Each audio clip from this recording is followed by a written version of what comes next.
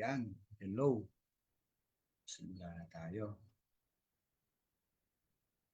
Ayan, pwede na po tayo magsimula. Jen, handa ka na, no? Oo. Sige, welcome na natin ang ating mga kataong bayan ngayon. Magandang hapon, magandang gabi, magandang araw po. Welcome sa Taong Bayan Online, ang ating live discussion. Kung saan po tayo ay magtatalakayan sa mga mahalagang issue na nakakaapekto sa ating mga komunidad at sa ating kinabukasan. Ngayon, sa espesyal na okasyon po ngayon dahil siyempre, pandaigdigang araw po ng kababaihan o Women's Day. Ayan, no? Kaya naman tayo po ay nagsama-sama para po i-explore yung intersection o yung pag-uugnayan po ng charter change at saka mga issue ng kababaihan at gayon din po ng ating environment, di ba? Kaya yan, no? Andito po kasama po natin ngayon si Jenny. Yan, Jenny, kamusta? Ayan, bati ka muna. Ayan, isang mapagpalayang hapon po sa ating lahat, mga kasama. At binabati ko pong lahat ng Happy International Women's Day. At sanang event na to ay maging fruitful po no, para sa ating lahat. Oo, yan. No? Pero medyo lakas mo, Jenny, para mahina ata yung iyong audio, ah. Oo. Ayan, okay na po ba? Ayan. Oo, Ayan, oo. pasensya na po. Babati din ako sa iyo, no? Happy Women's Day. Ika nga natin ng Yes, thank International you po. Women's Day ngayon. Dapat sana nga ang Opo. ating itsura ngayon sa taong bayan ay all women, ano, 'di ba? Panel, 'di ba? Eh kaya lang, syempre pwede naman mga advocates, no? Sama niyo na lang ako sa mga advocates. Ayan. Siyempre, hindi lang po si Jenny ang binabati natin at ang ating mga nanonood. Ngayon po ay pang buong mundo ang pandaigdigan yung pag-aalala para doon sa araw ng kababaihan. Gayon din sa pagpapatuloy po ng nagbabagong landscape po sa ating socio-political discourse, ika nga o ating mga pampulitikang kalagayan, patuloy po na malaki ang epekto ng issue ng charter change o nitong tangkang pagpapalit sa ating saligang batas. Ang kalagahan po nito ay lalo pang pinalaki ng walang tigil na pagsusumikap nitong mga promotor o mga proponent ng isang, sabihin na nating kapitalista, no, medyo may pagka-bias dito sa pangnegosyo agenda nitong mga gusto magpalit nitong ating charter, no, ng ating konstitusyon. At syempre, central din po na usapin bagamat ayaw pa nilang ilantad, ano, yung usapin po ng controversial na panukalang tanggalin ang limitasyon sa termino o yung term limits. Ito po ay tinatangka ilang beses na, no, Jenny. Palagi ko ibang administration hindi mo na inabot. Or kung inabot mo baka bata ka pa noong time na yan, ano. Ah, Lahat ng pagtatangka ng charter change, ika nga ay dito nakatuon. At ito pong sa panahon ngayon, itong ating hinaharap na charter change, hindi nila ito binibigyan ng kumbaga hindi nila ito lantarang binabanggit. Ang analysis ng marami ay ikinukuble pero ito pa rin ang direksyon ng charter change na tinutulak nila. Kaya ito pong hakbanging ito ay hindi lamang nagdudulot ng pangamba, kundi nagdudulot din ito ng mga malaking katanungan, malaking katanungan tungkol sa nakatagong motivation o mga motibasyon na makasariling interes sa gitna ng lumalalang mga krisis. Tapos Jen, hindi lang simple yung motivation ay dito nakatuon, ano? Marami pa tayong mailalantad at mauukil-kil dahil sa ating mga panauhin. Ayan. At ngayon, no, Kuya Egay, Marso, itinuturing na buwan ng kababaihan o Women's Month. Pagkakataon ito to reflect not only on the strides made in the gender equality, but also on the challenges that persist, intricately woven into the broader societal issues. It is an opportune time to shine a spotlight on the multifaceted issues affecting women directly and in connection with the larger social-political landscape. Ayan, Mm-mm. Kuya Egay. Kaya, oo nga, no? Mukhang tama, no? Dito pala sa ating introduction na alam na natin na may ugnayan itong Women's Day at Women's Month, buong buwan ng Marso. Kaya po sa gitna po ng ganito rin pong backdrop o sa ganitong mga pangyayari na banggit, ang Alyansa Tigil Mina po, ang ATM, ang isa po sa ating nangungunang alyansa laban sa mapamuksa o mapanirang pagmimina, at saka ang human rights at saka anti-mining network sa iba't ibang bahagi ng bansa po ay naghahanda po para i-hold yung kanilang annual Mining Hell Week Solidarity Action. Actually, ito po ay bahagi. Itong ating taong bayan ay isa sa mga kontribusyon ng ating alyansa at ang ating network para po makadagdag, makatulong, umambag dito sa Mining Hell Week Solidarity Action na composed ng iba't ibang mga activities, ano Jenny, ano, iba-ibang mga pamamaraan, iba't ibang forma, sabi nga nila. Kaya gusto natin sana na itong tradisyon po na to ay i-align din sa anniversary ng Mining Act of 1995. So bukod sa Women's Month at Women's Day, pumapatak din po sa mga linggong ito ang anibersaryo ng Mining Act of 1995. Kaya naman, meron pong Mining Hell Week na taunang inilulunsad ang Alyansa Tigil Mina. Ang timing po na to ay hindi po sapat or fit na fit po para po sa ating alyansa at koalisyon o sa ating network para mag-amplify o mas pa-amplify pa natin ang ating mga tinig. Lalong-lalo na nung mga communities na affected ng mining, no? Dinadrumbeat nga natin ika nga ano po, ang ating mga advocacy at ang isa sa mga core objectives po ng ating mga pinagagagawa is to assert our economic and socio-cultural rights ng ating mamamayang Pilipino. Kaya naman po habang tayo po as we navigate through these interconnected issues, it becomes increasingly imperative po to engage in meaningful dialogue. Siyempre mag-advocate for justice at saka tumindig para sa isang pagkakaisa, kasama siyempre yung mga mamamayan natin ang mga karapatang pantao ay kundi man natatapakan pinagbabantaang labagin. Kaya ugnay-ugnay Jenny, mismong ang kababaihan mayroong mga karapatang natatapakan niya historically natatapakan o kaya ay mina-marginalize Tapos meron ka pang environmental issues itong ang mining at babaguhin pa ang charter change kasi mas lalo pa yatang luluwagan para mas lalo pa tayong pasukin ng mga magmimina. Malalaman po natin yan sa ating diskusyon pero bago po natin simulan ng todo-todo ang episode po natin ay in partnership with Alyansa Tigil Mina, virtual club naman po diyan. Kung meron pong nanonood sa atin, parang maunti pa kailangan natin i-share yung ating live.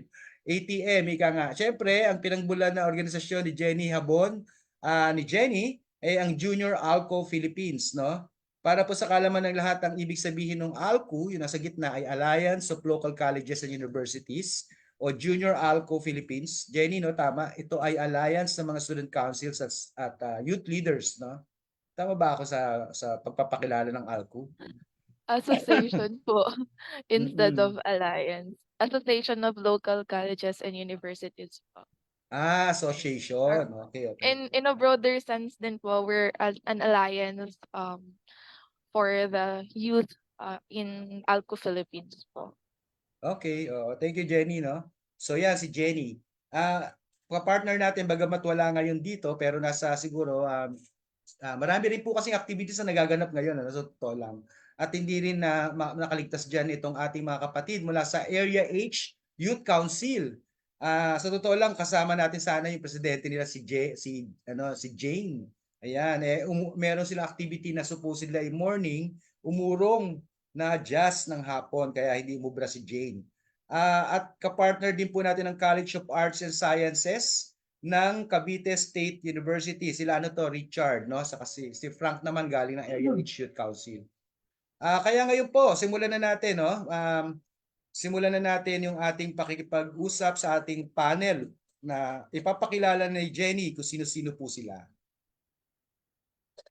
Ayan, alam natin na we're all excited to hear the empowered women of mga kasama natin ngayon sa hapon na ito. At para hindi na patagalin pa, pinapakilala ko po ang una sa ating listahan. Siya po ay coordinator ng Cebuyanons Against Mining, ang nag-iisang Miss Elizabeth Ibanez. Ayan, palakpakan Ayan. naman po natin. Hindi na makapaghintay, ilalabas na niya yung placards niya. Yeah, mamaya Yes. po sabay-sabay natin gagawin yan, Miss Beth. Ayan. Para naman po sa pangalawa nating kasama para sa hapon na ito, ang National Coordinator ng Bantay Kita Incorporated, Publish What You Pay Philippines. She is no other than Mrs. po ba? Mrs. Beverly F. Besmanos. Ayan, Ayan. virtual clap po everyone. Oo. Ayan.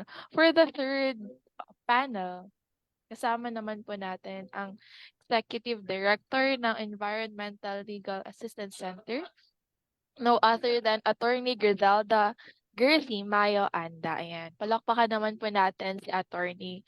At ayan, Kuya Egay, no, sila po ang tatlo ng mga kababaihang bumubuo para sa panel ngayong hapon. All women panel. Talaga nakaka-out of place, no? Dapat Opo. yata, wala yata ako dapat dito. Oo, pero sige, Grabe po yung reminder din po. empowered. Oo. Reminder po natin sa ating mga kataong bayan sa live, no, na napakadami, tatlo sila. Reminder sa inyong tatlo. I-ano po natin, yung participation po ay encouraged, no po, highly encouraged na kayo po ay makisa doon sa atin magiging talakayan. At ang unang-una pong request natin para sa ating mga kataong bayan, gamitin po natin yung ating comment section at ilagay po natin tong hashtags. Hashtag Real Talk Kababaihan at hashtag Kalikasan at Karapatan. Pwede rin pong gamitin yung hashtag No to Chacha. Ilalagay po natin itong mga hashtags na to sa comment section para meron po kayong maaaring gayahin. Ano? Pero ulitin lang po natin. Para lang po matone set natin yung ating discussion ngayong araw na ito sa ating episode. Number 4. Episode number 4 na po ito ng Taong Bayan Live. Gamitin po natin ang hashtag Real Talk Kababaihan, hashtag Kalikasan at Karapatan, at hashtag No to Chacha. Yan. Pupunta po ako doon sa live natin. Lalagay ko po sa comment para ano naman, para medyo may paggayahan. Yan. Uli Ayan. Ayan po, nakalagay na po dyan. Yun. Para lang po klaro tayo. Ayan, simulan na natin ang ating unang-una pong katanungan. Kamusta po kayo mga kapanel or mga kababaihan na nandito ngayon? Maraming salamat. Hindi pa naman tapos pero isang malaking pagpapasalamat at nakapiling natin kayo. Pabatiin natin isa-isa, no, Jenny, no? Simulan natin kay Beth, ayan, ng Sibuyanons Against Mining o SAM, na ang SAM po ay member din ng Alyansa Tigil Mina. Miss Beth, bati naman kayo dyan bago tayo magtanungan. Magandang hapon po sa lahat ng mga kasama ko dito ngayon at sa iba pang mga nanonood at iba pang manonood siguro sa mga playback nitong ating talakayan sa hapong ito. So, Happy Women's Day and Happy Women's Month din po sa lahat ng mga kababaihang katulad ko na patuloy na nakikibaka para ipaglaban ang karapatan, hindi lamang ng kababaihan kundi ang mga susunod pang saling lahi. Gusto ko yun yung susunod na saling lahi kasi naging panawagan ng Jenny, narinig mo na ba yung call nila na wag ipamina, di ba? Ipamana, wag ipamina. Yes. Yan yung isang panawagan para sa susunod na saling lahi. Pabatiin din natin si Miss Bon Besmanos ng Bantay Kita Philippines. Kamusta po? Maayong hapon sa tanan, gikan sa Mindanao. Good afternoon po sa lahat. Maraming salamat po sa pag-imbita sa Bantay Kita. Happy International Women's Month po sa lahat ng mga kusgang kababayan. Daghang salamat. Daghang salamat po, Tamo. Ngayon ko lang nalaman nasa Mindanao pala itong ating kasamahan mula po sa Bantay Kita, no? Si Miss Beth ay nasa Sibuyan yan eh. So meron tayo ang Sibuyan ba ay bahagi ng Luzon, Miss Beth, or Visayas?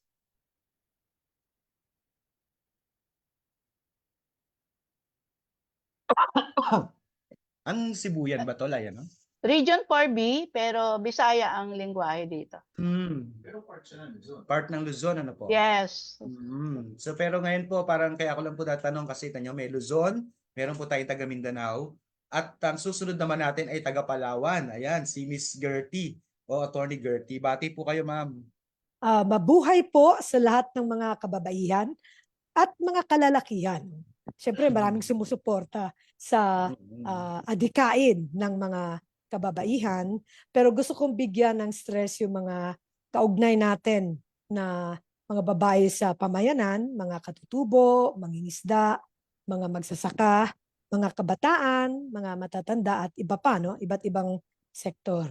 Alam ko habang nagtatalakay tayo ngayon, humaharap sila ng iba't ibang uri ng hamon at nakakabigay ng inspirasyon sa atin dahil marami pa rin na nagiging matatag at pursigido sa kanilang adhikain.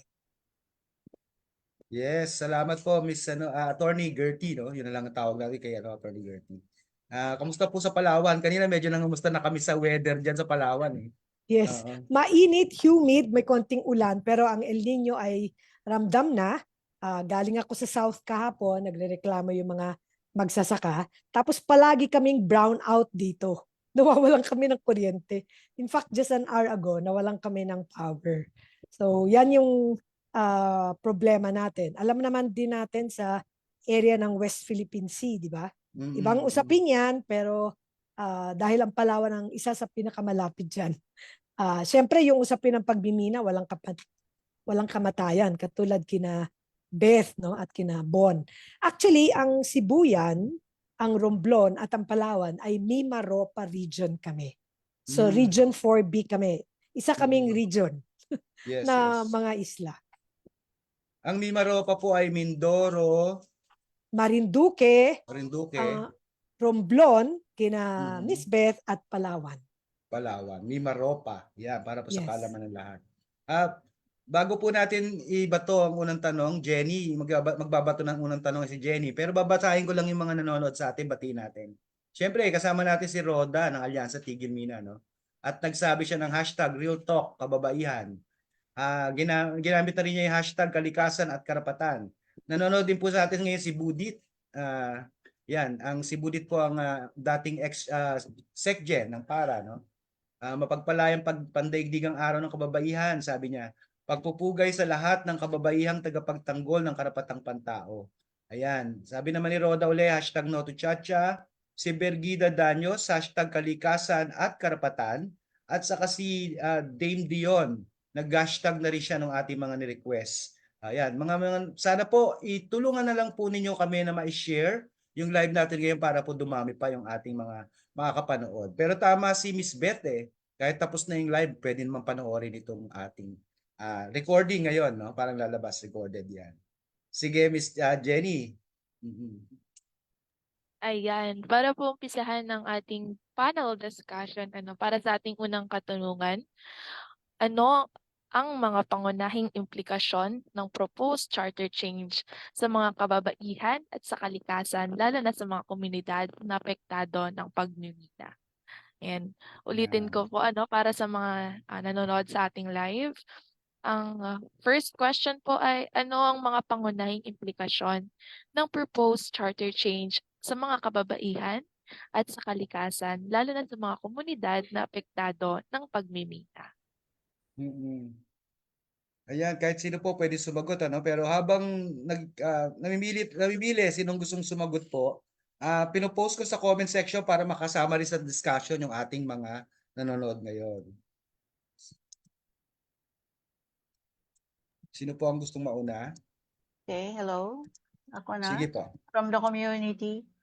Siyempre sa amin, sa mga ordinaryong mamamayan, lalo sa mga kababaihan, napakalaki ng implikasyon nung banta nitong pinopropose na Chacha. Dahil nabanggit nga natin sa introduction kanina, isa sa mga isinusulong dito sa pagpapalit ng charter change sa ating konstitusyon ay yung pagkakaroon ng 100% ownership sa mga foreign investors.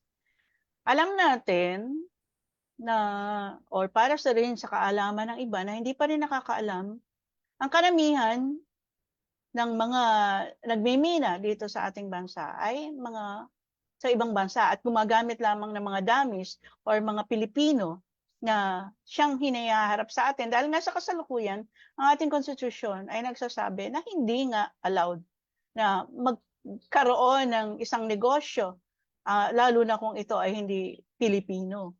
So itong napakalaking banta sa ating lahat, lalo na sa amin. Dahil nga sa ngayon, ang nagmimina dito sa Sibuyan, ng Altai Philippines Mining Corporation, ay although ang may hawak ngayon ay ang ay ang pamilya ng ating kamag-anak ng ating senador na si Win Gatchalian. Pero given na iyon nga ang aming hinadlangan na pagta-transport ng 50,000 metric tons as bulk sampling na ay dadalhin sa China. So, ibig sabihin, sa ngayon pa lamang, although na hindi ito hayag, hindi ito nakadokumento, or hindi natin makikita sa kanilang mga aplikasyon, involved na dito ang China. At marami pang mga aplikasyon, iba-iba pang mining companies na nag-a-apply, hindi lamang dito sa Sibuyan, kundi sa iba pang mga isla dito sa Romblon. At ang lahat ng yan ay alam natin na napasimulan sa panahon ng Pangulong Duterte. Simula nung kanyang ibaba yung EO 130 niya at tinanggal ang lahat ng mga tawag dito, mga ibinaba na suspension order ng dating DNR Secretary na si Miss Gina Lopez. Oo, na nakakapanghinaya nga na siya'y sa makabilang buhay na. Ngunit nga, malinaw na ang pagpapalit ng ating konstitusyon na ito ay isang napakalaking banta. Lalo na sa mga tao, sa mga maliliit na isla. Kagaya sa amin, banggit na namin ni Attorney Jerry Cagaina, kami sa Mimarupa. Ang Mimarupa ay binubuo ng mga probinsya na binubuo pa rin ng maliliit na isla. Bagamat ito ay mayaman sa mga mineral. At ito ngayon, ang pinag-iinteresan, ito ngayon ang binabalak at kumbaga ay parang ipinipilit na nga, hindi lang balak, ipinipilit na sirain at minahin ng mga binahang mining corporations at na may kasabwat na ilang mga politiko sa ating pamahalaan. Dahil kung ating sasaliksikin, ang karamihan sa mga nakaupo ngayon, maging sa Kongreso, karamihan hindi man lahat, sa Kongreso at Senado, ay kung hindi sila mismong involved, ay yung kanilang mga pamilya ay involved sa mga korporasyon o sa mga kumpanya ng mga minahan. So, anong malinaw? Bakit papalitan ang konstitusyon ng Pilipinas? Bakit ito ang minamadali? Bakit ito ang kanilang isinusulong na pilit? Samantalang napakarami at napakalalaki ng mga problemang kinakaharap ngayon ng mamamayan.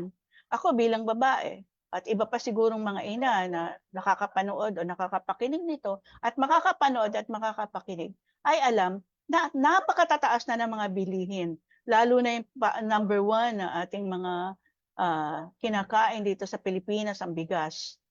Gayun din naman yung mga produkto mula sa dagat. At itong mga pagkain ito, ang unang-unang nasa panganib kung matutuloy ang mga pagmimina saan mang bahagi ng ating lugar, saan mang bahagi ng ating bansa, lalo na sa maliliit na isla, na ang tanging hanap buhay ng karamihan sa mamamayan ay pangingisda at pagsasaka.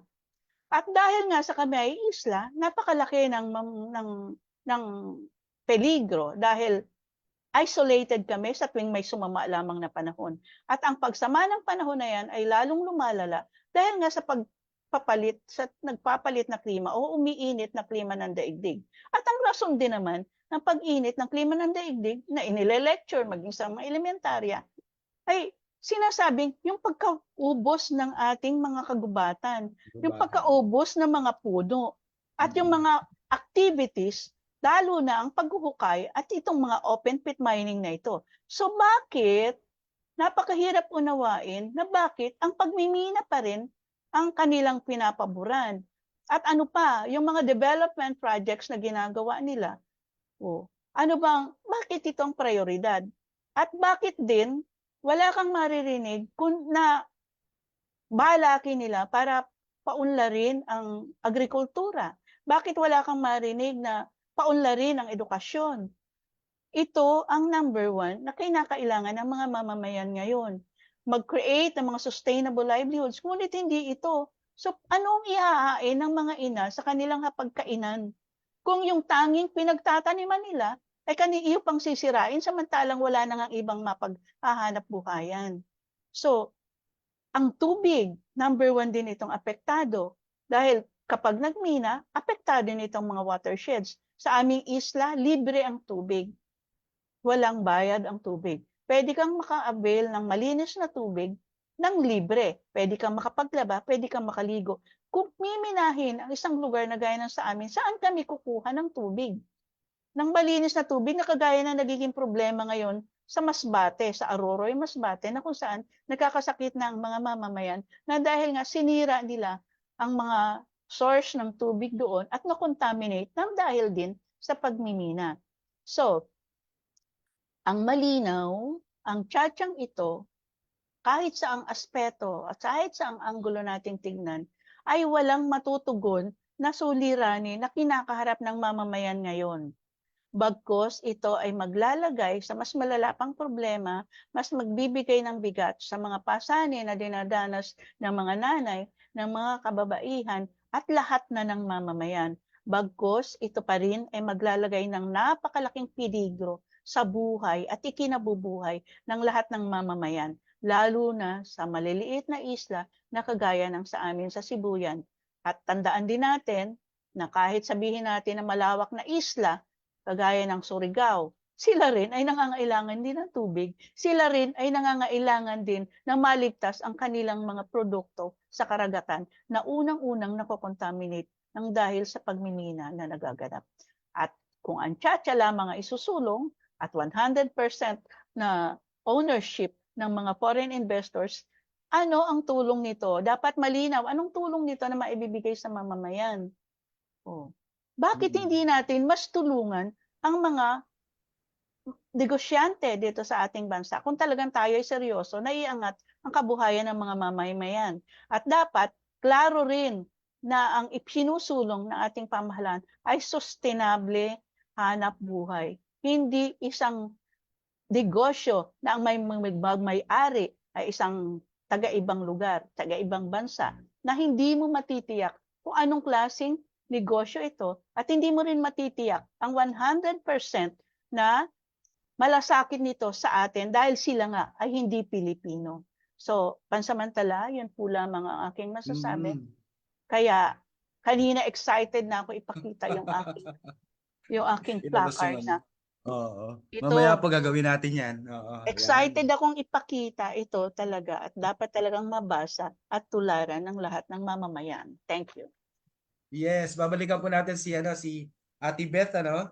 Jenny, papakinggan lang natin mahigi mo yung mga sinasabi. Tapos babasahin ko lang sandali itong nasa comment section. Kasi pinost ko yung tanong natin sa comment section para maki-join sa ating conversation ang ating mga nanonood ngayon na napakadami. Pwede po basahin natin. Sabi ni Cristani Vergara Baloro, para po sa akin, sa pagkakaunawa ko po sa charter change ay pagbabago ng konstitusyon ng ating pamahalaan, paunti-unting pagtanggal ng karapatan ng taong bayan na pumili ng mga pinuno sa ating gobyerno. Magkakaroon ng power ang mga illegal na pagmimina na lubusang makakasira sa ating kalikasan at labis-labis na peligro sa mga komunidad, mapamaliit man o malaking komunidad. Pag naaprubahan ng charter change, isusunod naman nila ay federalismo. Napakadami na pong gustong sabihin ni Cristanino, pero sige, itutuloy po natin yung ating mga binabanggit dito at mayroon pa pong ibang mga sumasagot. Pero Jenny, napansin mo ba yung sinabi ni Miss Beth? Naiugnay niya, no? Naiugnay hanggang sa pagiging isang ina na problema kung paano ano ang ihahanda sa pagkainan, di ba? Kung apektado mismo yung kanilang mga pananim, di ba? Mga yamang dagat or agrikultura na magbabago dahil nga dito sa tinatangkang 100% ownership daw na ibubuksan ng charter chain. Sige Jenny, anong gusto mong sabihin bago natin tanungin yung iba pa? Kuya Egay, sobrang natutuwa ako dun sa sinabi ni Ma'am Beth about hinalin tulad niya ito sa kababaihan, no? Alam mo, Kuya Egay, bilang isang public ad, tinitignan natin na ang lupa, ang land ay katulad ng isang babae. Sinabi din no na sinabi din sa Bible, kung hindi ako tawag nito, nagkakamali, na hinalin tulad din ng Bible ang land or ang bansa sa isang babae. Parang ang ganda niya ngayon, no, habang pinagdidiskusyonan natin ang charter interchange ay hinalin tulad din natin ito na kung i-open natin ang 100% foreign ownership sa ibang bansa ay parang pinapapasok natin ang pakikiapid, no, ng ibang bansa sa atin at hayaan natin ah, tayo ay mayurak yung pagkababae ng land na kinatatayuan natin. Alam mo sa isang article ng Ibon Foundation, sabi doon, yung liberation po kasi ng land is more than a threat to sovereignty. 'Di ba dahil sa ang government nga ay mayroon silang power for sovereignty. Ayan. And sa land as well. Parang kung titignan natin, no, sa ating sa logical explanation, parang kung patuloy natin na papapasukin ang mga foreign investors at hayaan natin na bumili sila, mag-angkin sila ng mga lupa na dapat ay para sa mga katulad nating mga Pilipino, mga 100% Pilipino, ay para na rin nating binigyan sila ng karapatan para tanggalin ang pagka-Pilipino natin at ang pagkababae ng ating bansa. Gusto ko yun Kaya ang tawag natin sa kalikasan ay inang kalikasan. Ang tawag sa bayan ay inang bayan, di ba? Ang tawag natin sa mga yung mga mythical na paniniwala na nabuo ng ating kultura, kadalasan ay babae ang nagiging simbolo, lalong-lalo na kapag tumutukoy tayo sa kalikasan, di ba? Kahit ang mundo, di ba? Inang mundo ang tawag, Mother Earth. Hindi naman siya Father Earth, di ba? Mother Earth siya, di ba? Ang galing ko, no? Natatawa sa akin dito. Anyways, seriously, yun yung reason. Yun pa lang ay nag-uugnay na sa kababayan. Basa lang po ulit ako bago natin tawagin si Attorney Gertie kasi merong usapin ng legal, di ba? Doon sa usapin ng ng tangkang pagpapalit ng charter, no? Sabi ni Bergida Donyos, sa komunidad po ng may mga mina, bagkus lahat ng mga tao ay siguradong dumadanas ng kahirapan, mas maghihirap palalo ang kababaihan at kabataan. Tapos sabi ni Farah, syempre mula sa ATM, pagbati po ng isang mapagpalaya at maligayang araw ng kababaihan. Mabuhay po kayo, Jenny, Tita Beth, at Tita Gertie. Ayan. Mukhang si Farah po ay pamangkin nyo. Kasi mali ang tawag ng tita. Natawa siya daw si Tony. Sige po, Attorney Gertie. Ay, nabanggit po ang China. Ang Palawan po ay pinupuntahan ng mga Chinese. Sige Sinanggit po, ko kanina, di ba? West Philippine Sea. Ano lang, maganda na yung nasabi, no, ng ating woman environmental defender na si Beth. Ang pagbabago ng saligang batas ay hindi prioridad. Hindi siya kagyat na katugunan sa kahirapan na dinadanas ngayon ng bawat Pilipino at lalong-lalo na ang kababaihan. So, hindi siya need. Bago ko puntahan pa yung detalye, ang ating saligang batas na nilikha noong 1987 ay isang produkto ng proseso to nung napatalsik natin ng isang diktador, di ba? Produkto to ng isang People's Revolution. So makikita natin na ang nilalaman niya, makikita mo na usapin ng karapatang pantao, katarungang panlipunan, tapos sa usapin ng kababaihan, kinikilala nga doon sa Article 2, Section 14, ang kahalagahan ng papel ng kababaihan, no? Fundamental equality before the law of women and men. Inuna ang babae kaysa lalaki in our constitution.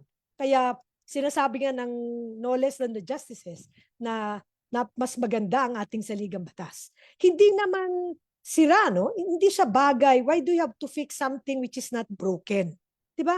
Hindi naman nasira at hindi mapanira ang ating saligang batas. Bagkus pundasyon siya ng ating kaunlaran at marami pang provisions ng ating saligang batas na hindi pa napapatupad.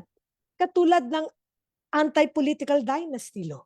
Ang dami pa. At kung usapin lang ng kababaihan at karapatang pantao, marami pa rin dapat na ipatupad. So mas maganda sana ipatupad yung napakagandang at madaming mga provisions ng kasalukuyang saligang batas. at bakit mo siya babaguhin. Ang akin, dagdagan ko na lang, no? Yung binanggit kasi ni Beth dun sa exploitation of natural resources. Gusto kong tingnan yung panukalang i-shift yung uri ng gobyerno from presidential to parliamentary. Dapat pag-aaralan yan eh. Pinag-aaralan yan. Participatory ba yan? Kasi syempre pag parliamentary, iilan na lang yung opisyalis dyan, sila lang din yung boboto. At may panukala pang i-remove, no? Nakita ko, i-remove yung sectoral representation. Nasa saligang batas natin yun eh. Sectoral representation. In fact, ngayon, sa local government code kasi dapat may kababaihan, no? May babae sa bawat pamalang lokal. Buti nga may indigenous people's mandatory representative. Pero yung seat ng babae sa pamalang lokal, wala pa. Hindi pa napapatupad yun. Egay, no, Jenny? Hindi pa napapatupad yun. So, ang dami pang dapat maipatupad ng kasalukuyang batas. Kaya babaguhin mo ang isang napakaganda, no, mayabong sa usapin ng karapatang pantao, katarungang panlipunan, di ba? Tapos, hindi naman mapanirang epekto at babaguhin mo. Kaya malaking katanungan yan. Dahil ang political interest ay gusto palawakin o palawigin yung termino. Di ba? Ang presidente ngayon kasi 6 years lang. So ang balak ay 6 years to 10 years at pwede pa siya ma-re-elect.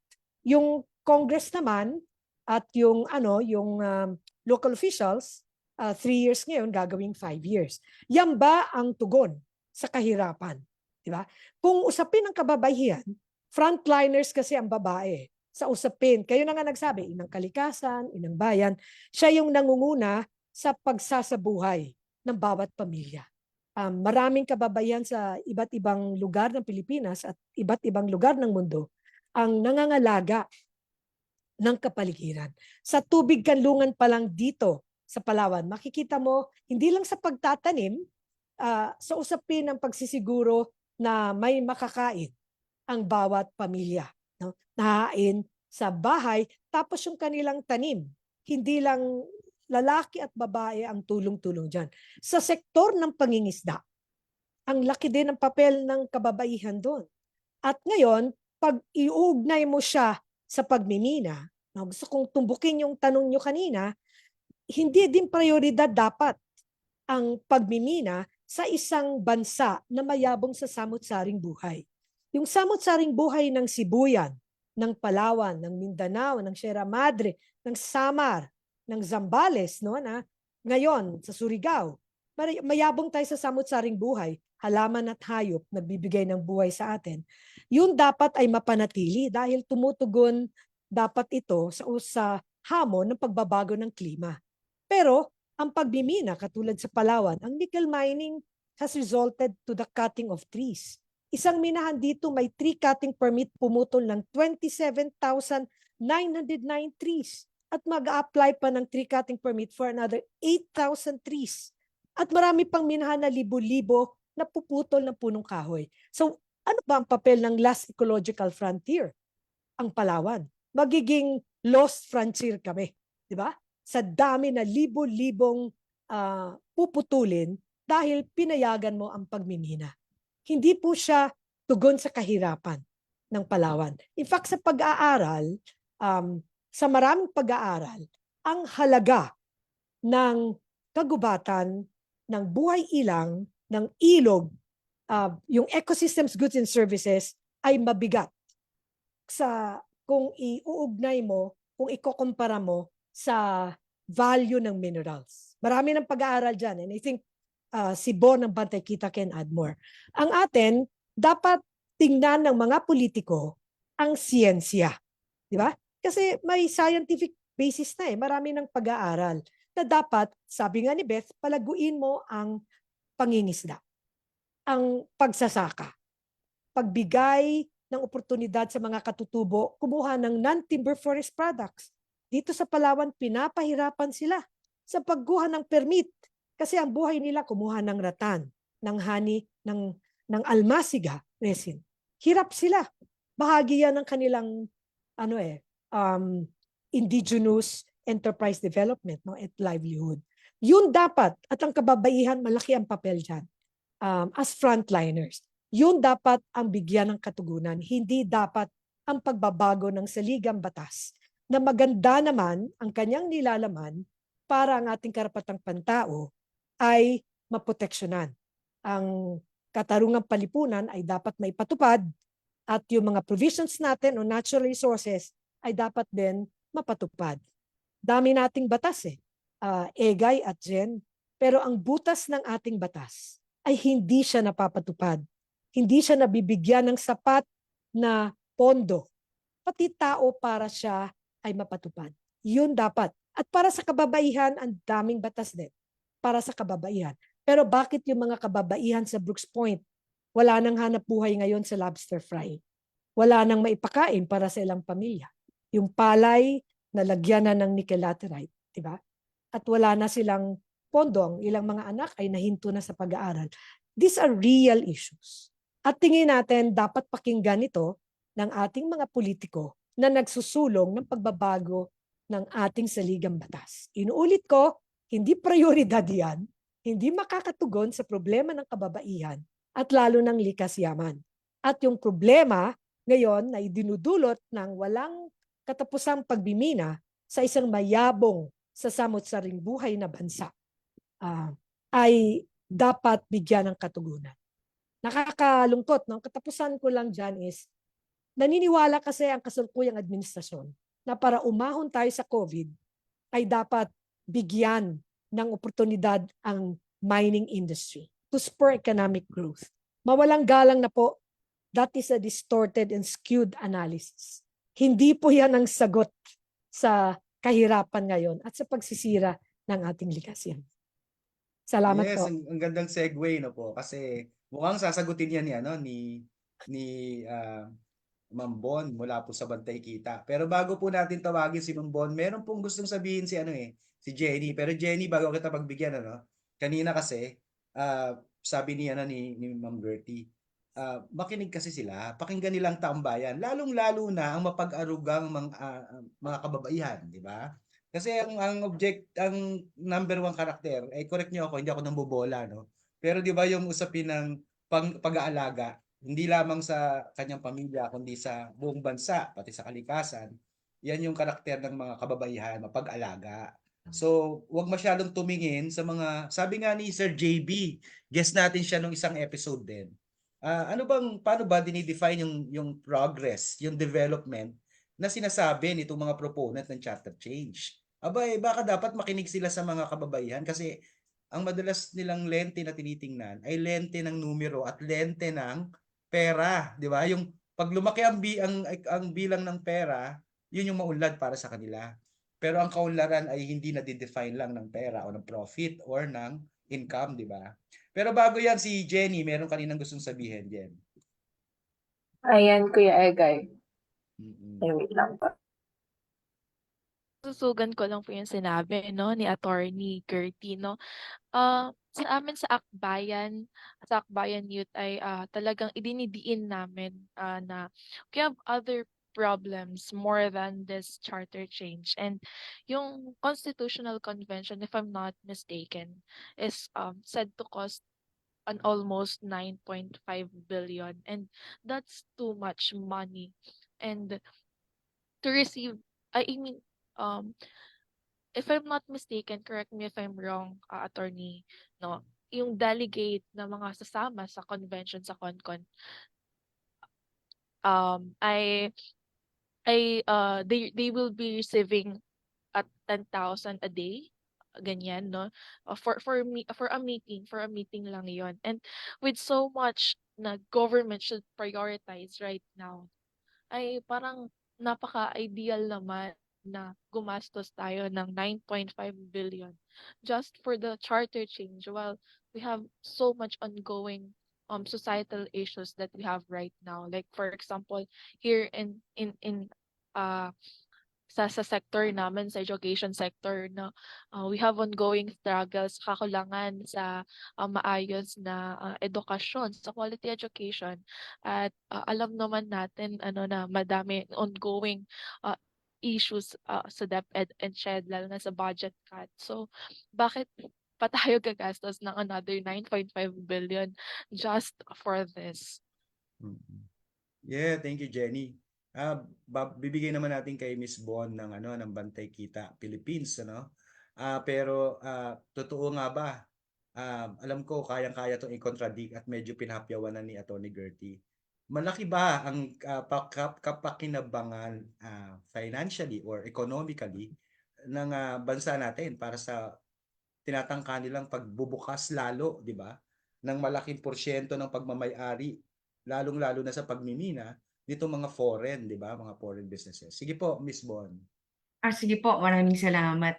Sa tanong na malaki ba ang contribution, ang Bantay Kita ay nakatutok lamang sa usapin ng extractive industry, particularly on mining.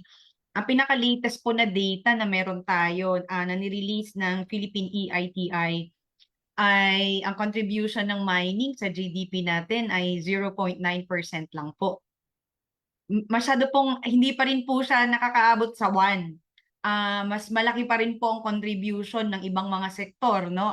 Palagi naming sinasabi yung mga dating data natin, nagsasabi na yung contribution ng mga naninigarilyo at mga umiinom, ng mga tumatagay, mas malaki pa yung contribution dahil sa increase ng sin tax kumpara sa contribution ng mining sa GDP.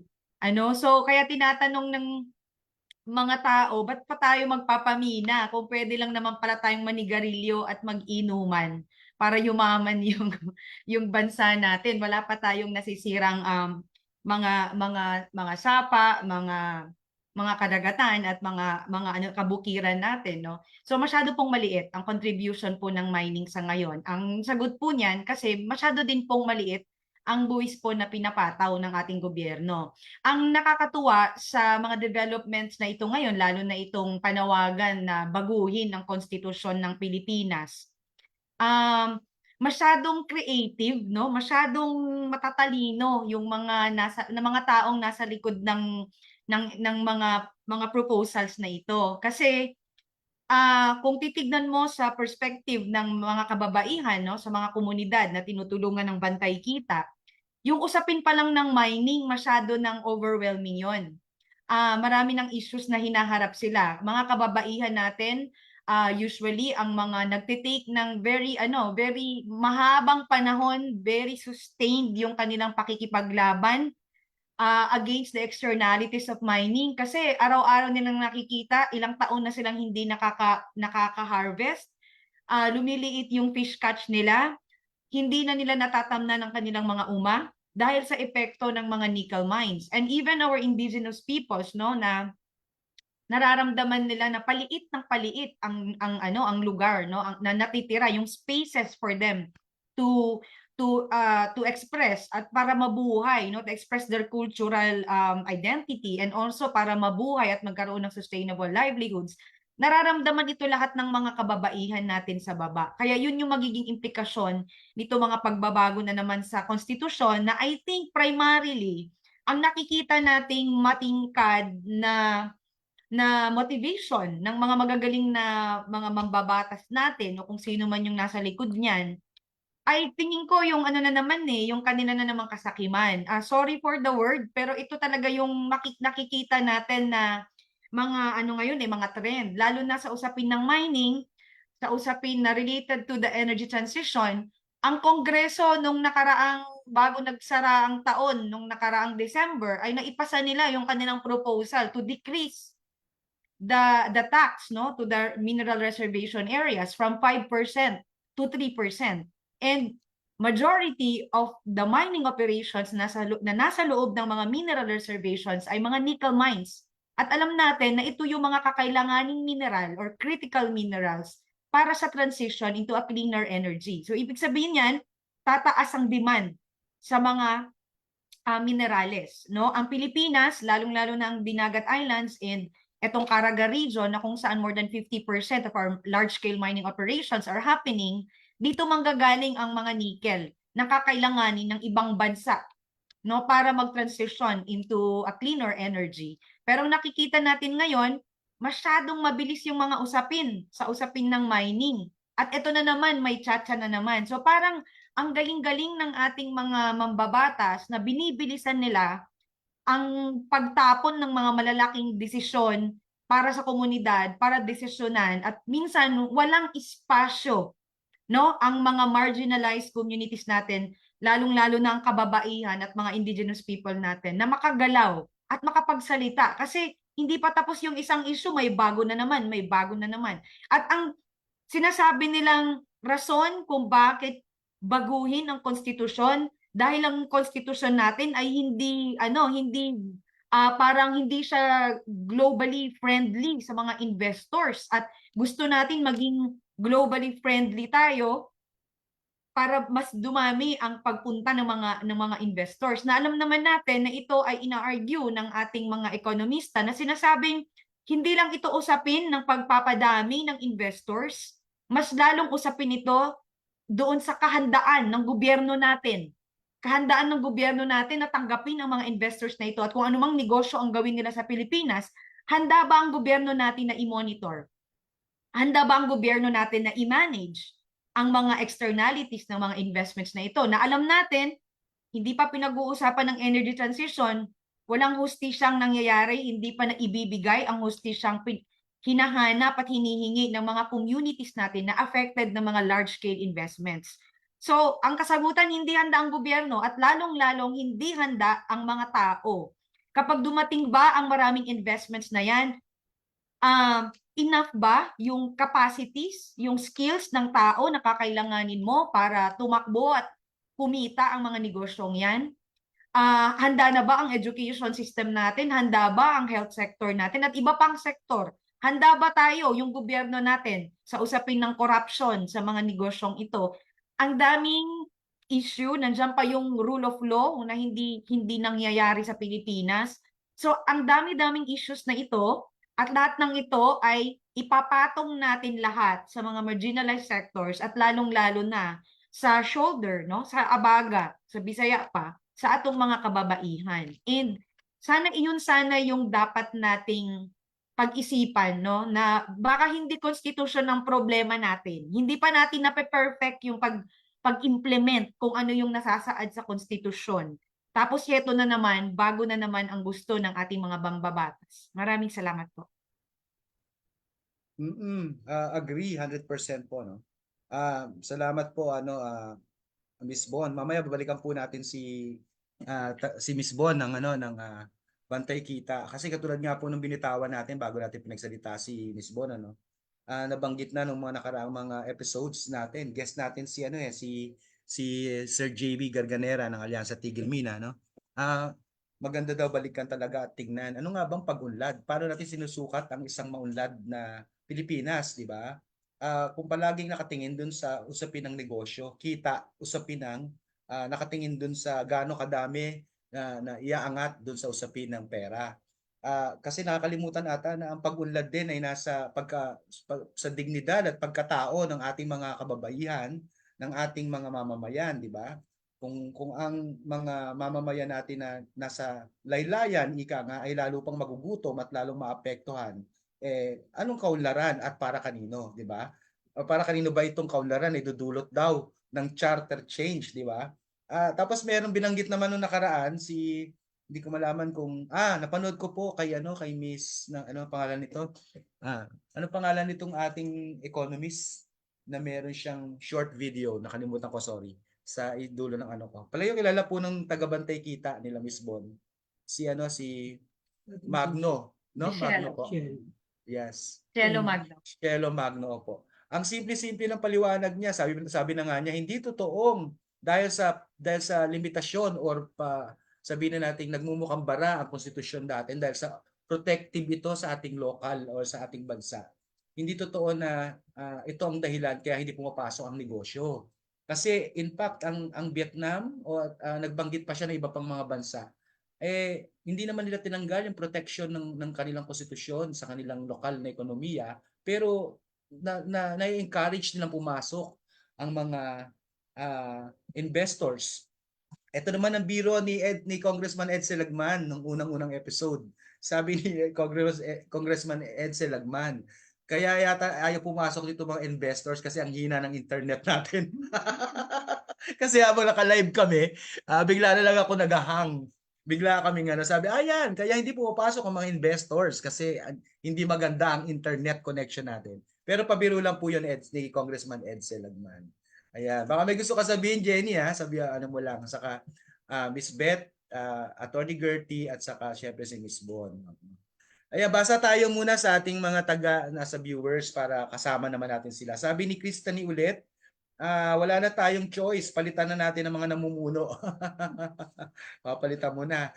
Sino naman ang mapili mo kung sila-sila rin naman ang magtatakbo at saka ano, no? Kasi pag takbo pa lang sa eleksyon, papa-eleksyon pala, no? Sino lang ang may kapuhunan din yan namumuhunan din sila para makatakbo sa eleksyon. Sige, Miss Beth, meron sasabihin si Miss Beth. Okay, na-trigger lang ako ng mga sinabi mo po, Sir Egay. Kasi nga, at saka sinabi ni Miss Beverly kanina, sa development, kasi yung laging inaano ng atin, kay LGUs yan, kay national government, sinasabi nila, ay, ang kanilang gusto ay development. Pero anong klaseng development ba? Nakasalalay ba ito sa mga istruktura? Nakasalalay ba ito sa dami ng mga heavy equipment na lumilipad? Mga trucks na may mga hakot-hakot na mga bato at mga lupa? Mga tulay? O mga pier na kinoconstruct, kagaya ng kinonstruct nila dito illegally? Yun ba yung development? Kasi nagkaroon ng pier para daungan ang kanilang mga barko para ma-transport ang kanilang mga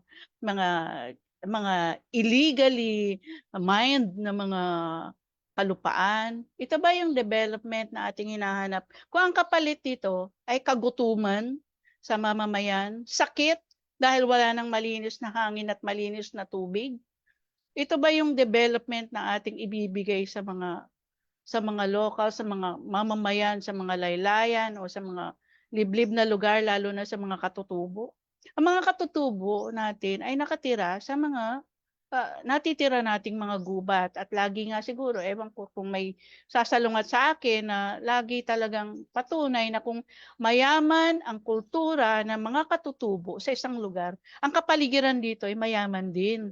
Dahil sila, ang una nilang ginagawa ay irespeto ang ating kalikasan. Hindi yan basta-basta nagpuputol ng puno, hindi yan basta-basta nga tumatawid maski sa mga sapa, kundi nagpapaalam sa mga anito na kanilang pinaniniwalaan na nananahan sa lugar.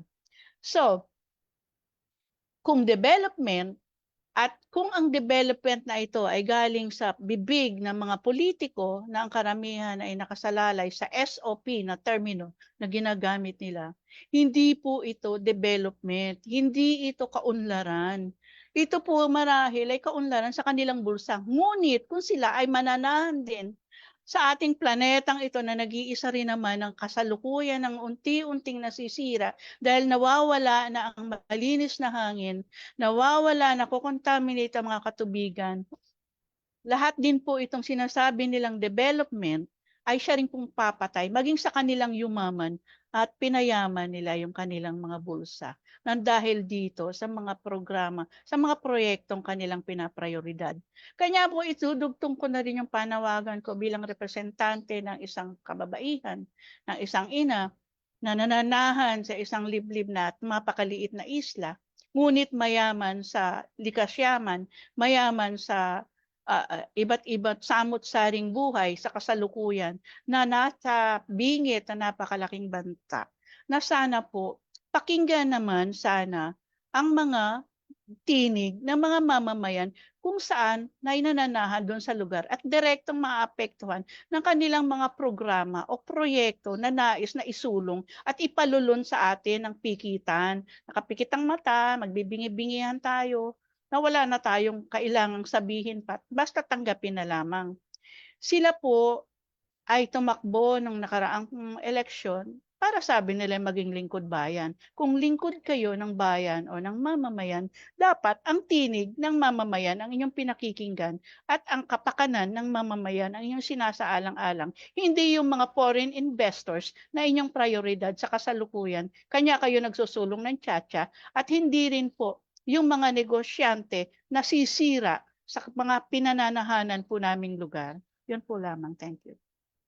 Salamat po, Miss Beth, nakaka-trigger din talaga yung pagkaka-elaborate ni Miss Beth, Kasi daw, Miss Beth, nangako sila ng eleksyon na maging lingkod bayan. Yung pala, kasi sa Visayas, ang lingkod ay upo. Nakaupo lang sila. Walang ginagawa. Kung tama ako, no? Yun po, yung mga sabihin ng lingkod bayan nila. Anyway, so pero ang ganda po yung punto de vista ng ng pag-unlad, no, Jenny. Lalo na mga kabataan, Kayo ba pinapakinggan? Tayo ba? Tayong kabataan, Yung mga kababaihan at mga ay nakonsulta ba at natanong ba? Kasi baka pag kayo pa ang tinanong, baka mas kaya niyo pang sabihin ano ba ang tunay na pag-unlad. Kasi sabi ni Miss Beto, mayaman, di ba? Pagka sa punto de vista ng negosyo, ang mayaman, malaking kita, di ba? Maraming pera. Sa usapin po ng mga mamamayan, ang mayaman ay ligtas, sapat, patas, di ba? Na mga na kalikasan kasi binibigay niya yung pangangailangan. Sige po, Attorney Gertie. Thank you, Beth, no? Thank you, Egay. Gusto ko lang dagdagan yung binanggit ni Beth kasi sa daigdig ngayon, may tinatawag kasing likas kayang pangudlad, no? Sustainable Development, at may SDGs, Sustainable Development Goals, na ang bawat bansa ay may tungkulin na ito ay ma-translate, no? Maipatupad. Yun yung malaking katanungan sa atin. Kung meron ka bang Philippine Development Plan, di ba? Na may malino ba diyan ang plano kung paano umunlad ang isang mayabong dapat sa samut-saring buhay na bansa, pero mahirap din, di ba? At may issue pa ng korupsyon, kakulangan sa pagpapatupad ng batas, kahirapan, at iba pa. Kasi kung titingnan mo yung SDGs, may gender equality doon, di ba? Life below water, yung biodiversity. Ang dami, pati yung pagbabago ng klima, pati nga yung usapin ng energy transition. Binanggit kanina ni Egay, di ba? Kasi yung kababaihan, involved din sila sa pagtutol ng katulad ng coal. Kami, we're battling with coal in Palawan. At women leaders ang isa sa mga nangunguna doon. Ang akin, meron ka dapat magiging sukatan, di ba? At dapat may pag-aaral. May tinatawag na valuation or cost-benefit analysis ang mga dalubhasa. At tingin ko sa panukala man na isusulong mo, dapat may cost-benefit. Kasi binanggit na nga ni Jenny kanina, ang pagbabago lang ng konstitusyon, ilang milyon yon, di ba? Na pwede mong magamit sa iba pang mga proyekto ng bayan natin, ng bansa. Actually, gusto ko i-share nga yan sa when Palawan actually voted to oppose the division of Palawan 3 years ago. Ang isang argumento namin ay mag-allocate ng pondo for a plebiscite na 150 million pesos. COVID yon na pwede mong magamit sa pagtugon doon sa kahirapan, bunga ng COVID. At nakita ng taong bayan yon. Kaya nga sa plebisito, kung saan kami ay lumahok, isang argumento din yun, syempre, yung environmental aspects, pati socio-economic, nanalo po yung no vote. Diba? 50,000 votes. Kaya kinikwento ko to kasi magandang argumento, ipakita na, okay, magagastos ka ng pagbabago ng saligang batas at ano ang prosesong dadaanan, lahat ba ng tao na konsulta, na pag-aralan ba, may cost-benefit pa, di ba? Tugon ba yan sa kahirapan? Kaya dinadagdagan ko lang yung usapin ng sustainable development. Kasi pag sinabing development, dapat internationally, may tinatawag kasing ano ba ang sukatan ng kaunlaran. Kaya tama yung binabanggit nyo kanina, pera-pera lang ba? Wala, hindi mo naman nabibigyan ng halaga yung tubig yung malinis na tubig at malinis na hangin. May halaga yon. Hindi lang natin nakikita. So may halaga yon. At napaka importante na maisip yon ng mga politiko na nagsusulong ng pagbabago ng saligang batas. Yes. Mahalaga yung malinis ang tubig na mainom natin dahil maapekto nito ang ating kalapatan sa kalusugan, di ba? Kasi hindi naman bakit sinabing oy, may karapatan kang kumain at binigyan ka ng pagkain at pinainom ka ng tubig, okay na. Kailangan may malusog, di ba? May ligtas dapat to ay sapat, dapat po ay ah, accessible. Marami pa pong usapin ng punto de vista ng karapatan ika nga. Doon sa usapin po ng meron kayo binabanggit kanina, hindi ko malaman kung si Attorney Gertie rin at napapahapyawan din yata ni Beth at saka ni Miss Bon, yung yung just transition. Dito pala kukunin yung 'di ba, yung mga malalaking bansa na nangangailangan para mag-transition into renewable, tayo nga ang miminahin. So itong Mining Act nga natin problema na, 'di ba? Bubuksan pa ang konstitusyon. Binabalik ko lang po ng kaunti, no? Ngayon kasi ay tama po ba ako, Attorney Gertie? Anibersaryo, 'di ba? Ng Mining Act of 1995. Ito ang anibersaryo na hindi natin kinagagalak o pinagbubunyi, 'di ba? Kaya Mining Hell Week ang tawag ng Alyansa Tigil Mina. Gustong-gusto na nga natin tong 'di ba, Attorney Gertie, na palitan. Sa totoo lang, meron po tayong policy change or policy push na magkaroon po ng Alternative Minerals Management Bill o AMMB. Lahat ito po ay tama po ba? Magre-repeal or papalit dito sa existing na Mining Act of 1995 na marami na po tayong mga issues na nare-raise, di ba? Marami na tayong issues na kino-question sa batas na ito. Tapos ito na naman, gusto naman nila ngayon ay palalain pa ang sitwasyon. Habang tayo ay nagtutulak ng proteksyon, sila naman parang tinatanggal yung mga protection ng konstitusyon o binabalak na tanggalin yung mga nagpo-protect sa ating mga rights. Attorney Gertie, meron ka rin po nabanggit kanina na hindi pa nai-implement lahat. At isa nga diyan, sa totoo lang, yung social ano man tawag natin diyan, yung usapin ng pagbabahagi ng lupa, di ba? Upang umangat ang buhay ng ating mga magsasaka. Yung sinasabing land reform, di ba? Reformang Or agraryo. Agrarian reform ito. Hindi pa natapos yan, Attorney Gertie, di ba? Marami pa tayong mga magsasaka na mga supposedly beneficiary nitong sinasabing agrarian reform law. Nagkaroon na ng CARP, nagkaroon na ng CARPER, pero hanggang ngayon tuloy pa rin yung kanilang struggle, no? Ito ay mga magsasaka, no? Ito po ay sektor na nagpapakain o nagbibigay at nagpo-produce ng pagkain ng ating bansa. Ito po yung sektor na supposedly ay bumubuhay sa bansa natin, kasama na po ng sektor ng ng mangingisda at saka agrikultura, pero sila po yung hirap na hirap sa buhay. Lalong-lalo na rin po, ganun din po palagay ko ang mga sektor na nandiyan sa mga mining affected community. Hindi naglalayo na po. Ito pong mga nasa mining affected communities, ito po yung sila yung mga umaasa doon sa yaman na ibinibigay ng ating kagubatan, ng ating kalikasan. Ayan. Na mayroon po tayong babasahin habang naghahanda naman si Jenny. Kasi meron kaming list of questions ni Jenny. Pero mukhang yung iba natatouch na Jenny eh. Tingnan mo nga kung alin pa yung hindi habang binabasa ko yung yung comment natin. Sabi po ni Bergida Dionyo, sigit sa lahat, lalong mawawalan ng kinabukasan ang mga kabataan ng ating mga katutubo. Hindi nga sila fully na konsulta sa umpisa, lalo na kung dadagsa ang pagmimina. Lalong mawawala sila sa mapa ng pag-uusap, pagpaplano doon sa tunay nilang pangangailangan. Ayan, yung ancestral domain. Ang dami pong mga tribo o mga katutubo nating komunidad na nakikipaglaban pa, nag-struggle para sa kanilang ancestral domain ngayon. Siguro lalong lalala ang sitwasyon yan, Attorney Gertie, no? Ang Palawan mismo ay maraming mga katutubo, di ba? Yes. Yes. Sige po. Yes, Egay, tugunan ko lang yun kasi nakita namin na severely divided yung community. Yung kakurakutan na tuturuan yung ilang mga leaders at nakakabagabag yun.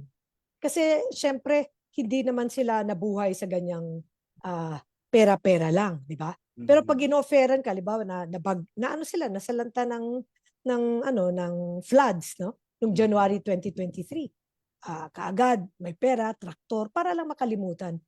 Yung proseso na yon, hindi yan malaya at nauna at nauunawa ang pagsang-ayon. Yung free and prior informed consent. nawawala yung prosesong yun eh. Tapos yung sa Just Energy Transition, gusto ko lang diinan kasi yung sa Sibuyan at Palawan, ang nickel kasi ay kinukuha ng Panasonic at ibebenta kay Elon Musk no, ng Tesla para gawing electronic cars. Issue siya ng katarungan eh. Justice. Tama, Makatarungan tama po. ba na mamumutol ka ng libo-libong punong kahoy sa isang lugar no, na mahirap at kailangan yung punong kahoy dahil vulnerable. Mapanganib yung hinahanap ng mga mamamayan. Saan ang ustisya doon? Diba? Hindi naman nila kailangan ng electronic car, sabi nga ng katutubo. Naglalakad bang kami, attorney? Hindi naman namin kailangan niya dito sa aming komunidad, di ba? Sino bang makikinabang dyan? So, magandang tanong. Thank you. Yes, opo. Naririnig ko po yan yung push for renewable energy, maganda, di ba ho? Pero meron dapat ding just transition, ika nga. Yes. At dapat makakasabay at saka, sabi nyo nga po, nasa ng ustisya kung sisirain mo naman pala yung maliliit na bansa. Nagtataas ng kamay po si Miss Beth. Ano natin si Miss Beth? Okay, kaugnay pa rin ito, yung kasabi nga yung karapatang pantao. Unang-una, itong pinusulong nila na just transition na ito ay papatay sa karapatan ng mga maliliit na mamamayan. Lalo na sa mga mamamayan na nakatira sa maliliit na isla, kagaya ng Mimarupa at iba pang bahagi ng Pilipinas. Kasi yung lingwahe natin na noon pa natin pinananawagan na sana tigilan natin ang gamit ng mga fossil fuels dahil ito nga ang nagbibigay ng dahilan, na malaking dahilan kung bakit nagkakaroon tayo ng problema sa pag-init ng temperatura ng Pilipinas. So, yun nga, kanya isinusulong nila, sabi na, okay, yung kahilingan nyo, ibibigay natin, sa renewable energy tayo, pero kailangan natin itong mga minerals na to. Bago nila kuhanin yung mga minerals, na binigyan pa nila, ginawa pa nilang hero yung kanilang sarili, kanya miminahin yung maliliit na isla, kukuha ng nickel, puputulin nga, kagaya nabanggit ni attorney, puputulin yung mga kakahuyan. Alam natin na kanyang hatay may problema ngayon sa klima ay dahil kinalbo natin yung karamihan sa mga kagubatan at nagkukay tayo na nagkukay at nagbuga ito ng methane. So, yung sanang kahilingan natin at paulit-ulit na hinihingi noon pa na iligtas yung buhay ng mga mamamayan, ay wag naman nilang ibalik sa atin para mas lalo nila tayong ilibing ng mabilisan. Parang gagawin pang utang na loob na, okay, sige, kanya namin to ginagawa. Kanya kami magmimina ng nickel. Kanya namin huhukayin, puputulin ang inyong mga puno kaya may permiso o wala. Ay dahil sabi nyo kasi renewable energy ang gamitin natin. So, tingnan natin, hindi tayo nga against, pero tignan naman sana nila, i-apply sa mga angkop na lugar. Maraming renewable energy na pwede natin gawin at pwede natin na siguro natin itong matupad.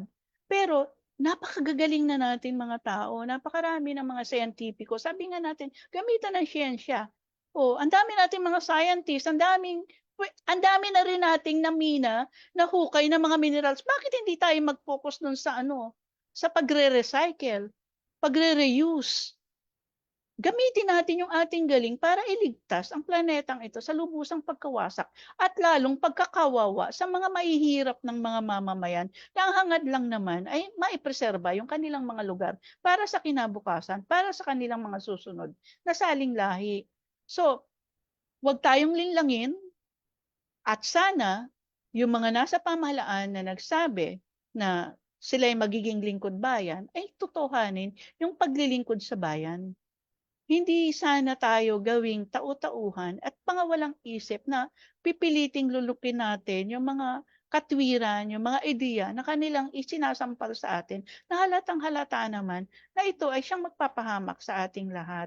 So, hangad natin, sana sa tuwing ganitong may mga forums na ganito, sana naman ay maipaabot o dinggin naman sana ng mga nasa pamahalaan, lalong-lalo na yung sa ating mga senador at kongresista. Tigilan nyo na po muna yung tsa-tsa. Tingnan nyo naman ninyo, andyan na sa mga batas. Gaya na sabi ni Attorney Jerty, kumpleto na yung batas. Sikapin nyo na lang sana, nagawa ng paraan na ma-implement siya ng tama. Hindi porke sana na hadlang sa kanilang mga interes na pansarili, kanya sasabihin nilang mali na. Sana naman, itignan ng mabuti kung ano ba yung nilalaman, yung mandato na sinasabi rin ng Constitution na ito. Baka kung hindi sila sang-ayon sa sinasabi ng Constitution na ito, ibig sabihin, hindi rin sila dapat nandyan sa posisyon na yan dahil ang Constitution na ito ang naglagay sa kanila sa kanilang posisyon sa kasalukuyan. Yun po lamang. Agree po. Speaking of katarungan, ang simbolo po pala ng katarungan ng hustisya ay babae rin. Tama po ba ako, Attorney Gertie? Yes. Babae din yan. Yes. Oo. Correct. Sabi dito sa akin, ang galing ko daw. Naisip ko ba yun? Oo, kasi katarungan sinasabi nila bumabati po si Eugene. Attorney Gertie, kilala mo ata si Eugene. Sabi niya, hello po, Attorney Gertie. Ayan, nanonood si Eugene natin. Yan. Apo, asa ng katarungan, sabing gano'n. Kaya dapat makinig talaga yata sa mukhang tama, no? Dapat pakinggan ang kababaihan kasi mismong ang mga simbolo ay mga kababaihan ang nandiyan. Sige, meron ka bang tanong, Jenny, para para bago tayo magpatuloy at matapos? Ayan, since naman po ay nabuksan na po natin ang usapin sa katarungan, pasok naman po tayo sa ah, katanungan na paano natin magagabayan ang mga kababaihan sa mga mining affected communities upang makilihok at makialam sa usapin ng charter change at katarungan sa kalikasan. Hindi pa lahat no? Marami pa rin ang mga Opo. hindi nakakaunawa. Totoo po. Lalong-lalo na po sa aming mga kababaihan na nasa bahay lang, ganyan, or yung mga parang tawag na stay at home mom na sobrang daming ginagawa sa bahay, Kuya Egay, na they don't have time to study pa this kind of issues sa ating panlipunan. At madalas ay neglected sa kanila yung ganitong usapin. Pero ngayon, ang tanong natin ay paano natin sila ngayon naman magagabayan at may empowered itong mga kababaihan na to na nasa mga mining affected communities upang makilahok at makialam sa usapin ng charter change at syempre katarungan din sa kalikasan. Yan, si Miss Bon, nagtataas ng kamay. Yes po, maganda po yung tanong paano nga natin ma-empower yung mga kababaihan, no? Lalo na nasa mga mining impacted communities. Ang Bantay Kita po, isa po sa tinatry po namin gawin sa mga projects po namin ngayon, lalo na we are working with talagang impacted na mga communities ng mining. Nakita po kasi namin in the implementation of our previous projects na mukhang kapag dumadami din yung assistance ng NGO sa communities, lalo na gusto natin mag-engage sila meaningfully sa mga available spaces for them, no? In terms of na natural resource governance at the local level. Pero actually, baka nagdadagdag din tayo ng trabaho at pressure sa mga kababaihan. Kahit naman sabihin natin na nasa bahay lang sila, hindi sila talaga nagtatrabaho, pero alam naman natin na mas pagod yung mga nanay na nasa bahay kasi walang sahod, yung trabaho mo 24/7, yung iba pa nga nagdadagdag pa ng mga trabaho like ang nakita namin sa mga isla, akala namin yung mga babae nasa bahay lang walang ginagawa. Pero actually pala, ang aga-aga nilang magising kasi magluluto sila ng mga kakanin na ibebenta nila kasi mahal lahat ng mga bilihin sa isla, so kailangan magdagdag ng income. So sa ganyang level pa lang marami ng trabaho ang mga babae. Kapag dumarating naman yung mga NGOs at magbibigay ng training, magbibigay ng mga empowerment na mga skill sharing o anuman, nagdadagdag tayo na kumukuha ng time nila from their families, from their livelihood, sa time nila na pupunta sila sa kanilang mga So, ang ginawa namin, sabi namin, how do we sustain itong laban ng mga kababaihan? Hindi lang doon sa economic aspect na existing nilang ginagawa. Pero paano ba natin maipagpapatuloy na magiging sila din ay magkaroon din talaga ng power na mag-continue na mag-engage. So, ang isa sa nakita namin ay ang suporta sa livelihood. Kaya ang ginawa namin sa mga projects na ini-implement ngayon, naglagay kami ng maliit na portion na magbibigay ng maliit na pondo para sa mga organization, particularly sa mga women, kung ano yung mga livelihood na nakikita nilang makakatulong na kahit nagpapatuloy sila sa pag-engage sa gobyerno o sa mga available spaces, hindi nila naiiwan yung economic aspect no ng kanilang buhay. Naniniwala kami na kapag ang babae ay mas economically empowered, mas magiging malakas siya in terms of engaging into yung kanyang public life, mas magiging busy, yung engagement niya sa mga spaces mas magiging meaningful kasi meron siyang kakayahang mag-provide no para sa pamilya niya. So isa ito sa tinatry namin na ipagpatuloy na aspeto ng project kasi nakita namin mapapagod ang mga tao at kapag hindi natin tinulungan sila na i-sustain ang kanilang mga traditional livelihoods, ay baka mapag-iwanan din ang mga laban. Kasi kung hindi nalalaban ng komunidad, mahihirapan na ang mga support groups na magpatuloy sa mga advokasya. Kasi ang bloodline, ang buhay ng ating mga advokasya ay nasa katawan or nasa lakas ng mga tao sa komunidad, babae man o lalaki. Maraming salamat po. Salamat po, Miss Bon. Yan. Baka po may gusto pa idagdag ang ating mga kapatid mula sa kila Tony Gertie at saka si Miss Beth ng SAM. Pwede lang ako magdagdag. Sige po. Agree ako kay Miss Bon, no? Importante talaga yung economic empowerment. Kami naman, kasi kanya-kanya din tayong capacity at competence sa Environmental Legal Assistance Center, kasama na bahagi kami ng alternative law groups at kasama din kami sa ATM. May tinatawag kasi kaming legal empowerment strategy.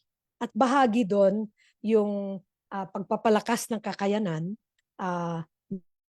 nuri, di ba? Mabulat ukol sa karapatang pantao, ukol sa remedyo sa mga prosesong pepede, at maging bahagi din sila ng kampanya, advokasya, o kung talagang kakailanganin at isang remedyo yan, kung merong may paglabag, may tinatawag din kaming strategic litigation.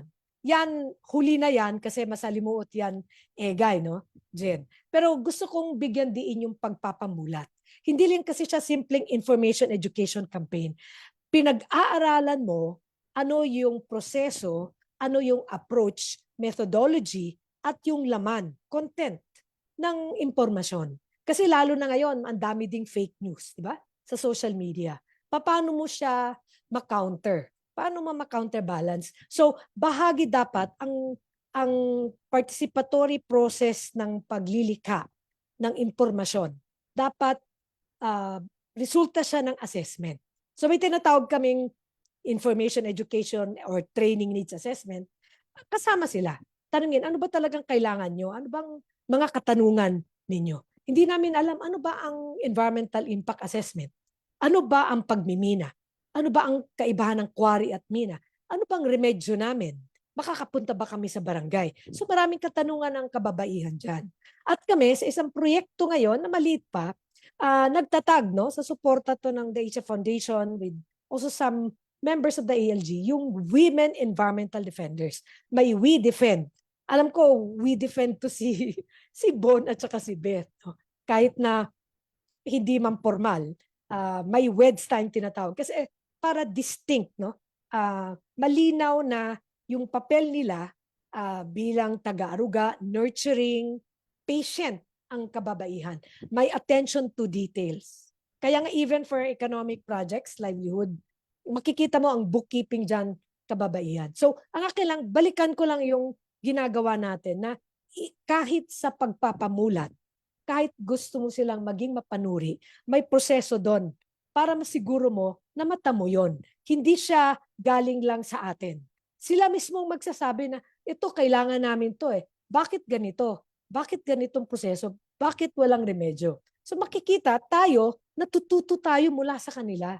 Mula sa kababaihan, sa buhay nila. Kaya nga, pundasyon eh. Pundasyon, kung ang likas yaman ay pundasyon ng ating buhay, ang kababaihan ay batayang pundasyon din. para tayo ay makasulong sa ating adikain. Marami tayong mapupulot na mga insights sa pakikipag-ugnay sa kanila.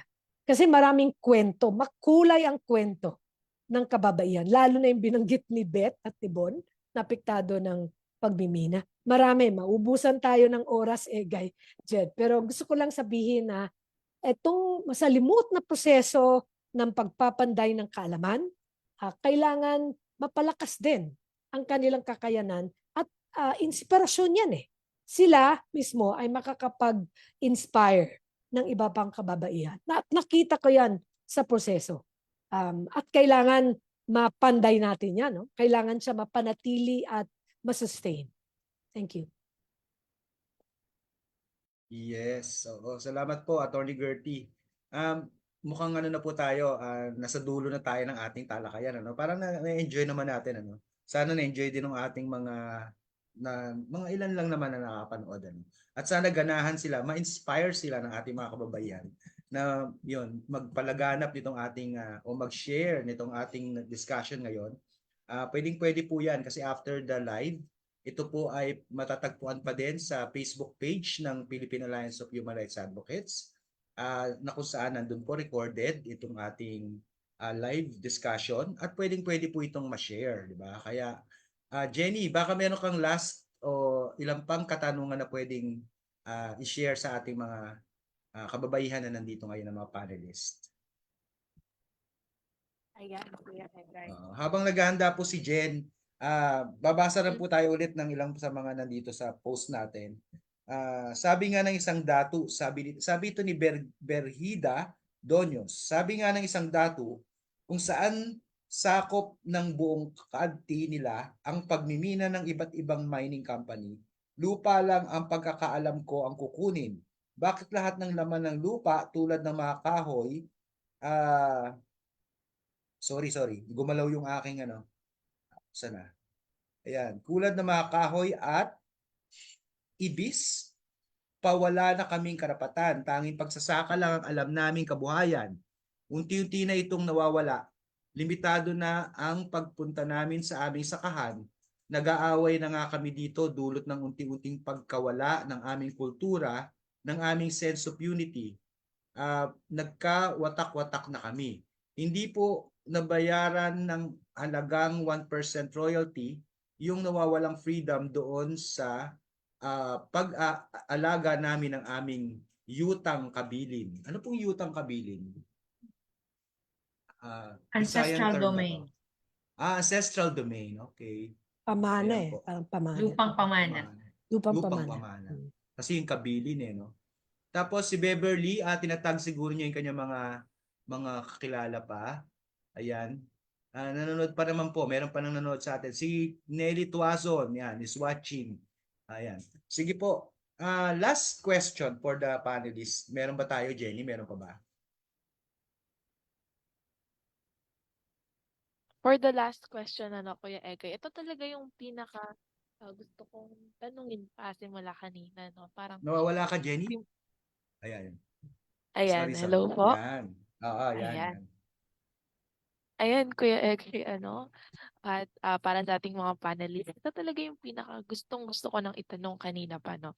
Paano natin maisasama ang mga kababaihan at ang kanilang mga perspektiba sa mga desisyon at polisiya na may kaugnayan sa pagbabago ng ating saligang batas at syempre sa ating kalikasan? Ayan. Sino po ang gustong magsimula? Okay, unahan ko na. Ayan, si Miss Beth.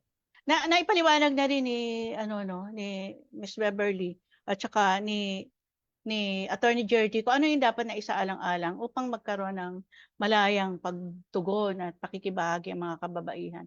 Dapat unang-unang ito ay masolusyonan at maisagawa. Pero, yun nga, dapat mapalawak nga natin yung kanilang kaalaman kasi hindi sila pwedeng makibahagi kung hindi nila alam ang issue, kung hindi nila ito nauunawaan ng lubusan at hindi natin sila mahihikayat. Kagaya nga ng sinabi ni Attorney Gertie, dapat sa kanila yung magmula. Inisyatibo nila yung pagpapasya, hindi yung inakay lang natin, hindi yung niyaya natin kasi hindi siya magiging sustainable. maunawaan nila ng lubusan ano ba yung banta, maunawaan nila ng lubusan kung ano yung mga dapat para makapag-isip sila ano ba yung mga dapat nilang maging aksyon. Dahil kung makikita natin yung banta, lalo ikaw ay isang babae, lalo kung ikaw ay isang ina, gagawa ka ng paraan upang yung mga bantang ito na maglalagay sa peligro sa iyong buhay, sa iyong mga mahal sa buhay, sa iyong pamilya, sa inyong ikinabubuhay, ay iyong mailigtas. So, unang-una sigurong dapat na maipaunawa din natin kasama sa ating panawagan, sa ating advokasya upang sila ay makaisa sa atin, maipaunawa, iisa lang naman ang ating planeta. Iisa lang naman yung ating lugar. At lahat tayo ay dito lang nananahan.